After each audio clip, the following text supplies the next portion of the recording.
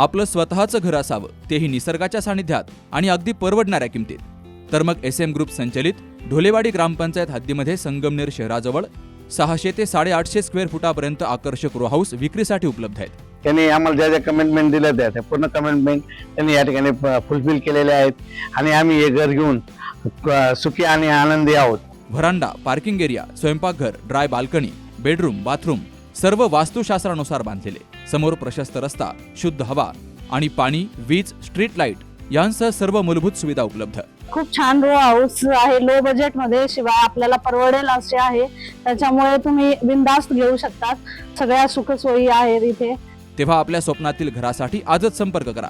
SM group 97501 93901. Shevgaon तालुक्याच्या पूर्व भागात कापूस पिकाचं क्षेत्र मोठ्या प्रमाणावर आहे. खासगी कापूस खरेदी करणारे व्यापारी मात्र शेतकऱ्यांची मोठ्या प्रमाणात लुटमार करतात. त्यामुळे शासकीय कापूस खरेदी केंद्र सुरू झाल्यास पर्यायानं शेतकऱ्यांचा क्विंटल मागे 900 रुपयापर्यंतचा फायदा होणार आहे.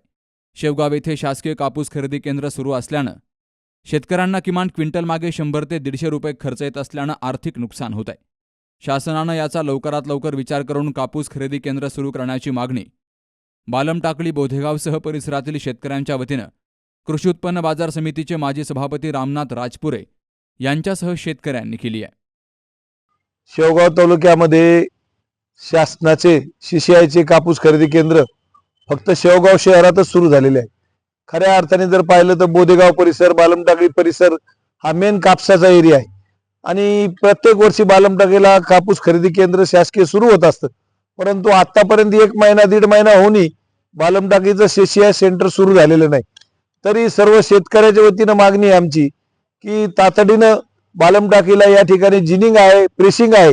त्यामुळं या ठिकाणी सर्व सुविधा असताना यावर्षी शासकीय खरेदी केंद्र सुरू झालेलं नाही. त्यामुळे शेतकऱ्याचं मोठ्या प्रमाणात नुकसान होतंय.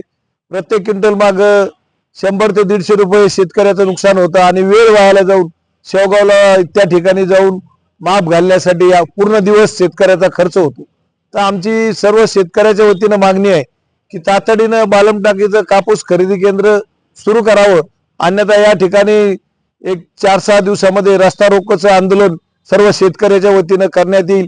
याची या ठिकाणी फेडरेशनचे अधिकारी त्याचप्रमाणे शासनाने दखल घ्यावी अशा पद्धतीची या ठिकाणी मी मागणी करतो.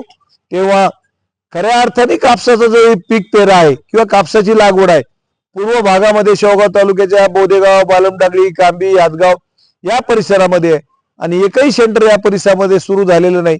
तरी तातडीनं हे सेंटर सुरू करावं अशी या ठिकाणी आमची विनंती आहे. नाईलाजास्तव सर्व शेतकरी, सर्व पक्षीय भव्य प्रमाणात रस्ता रोको आंदोलन या ठिकाणी करण्यात येईल. येत्या 8 दिवसामध्ये कापूस खरेदी केंद्र सुरू न झाल्यास शेवगाव गेवराई राज्यमार्गावर बालमटाकळीत शेतकरी रास्ता रोको आंदोलन करतील, असाही इशारा दिला गेलाय. Jayprakash Bagade, C news Marathi, Shevgaon. परंपरा आणि दर्जा या दोहींचा मेळ राखत राजपालने जिंकलाय सर्वांचाच विश्वास.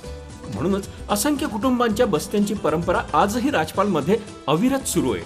सूटिंग, शर्टिंग, साड्या, जेंट्स, लेडीज, चिल्ड्रन्स वेअरचे भरपूर प्रकार. हो, लग्नाच्या बस्त्यासाठी पाहुण्यांनी राखला यांचा मान आणि संपतरावांचं नाव घेते.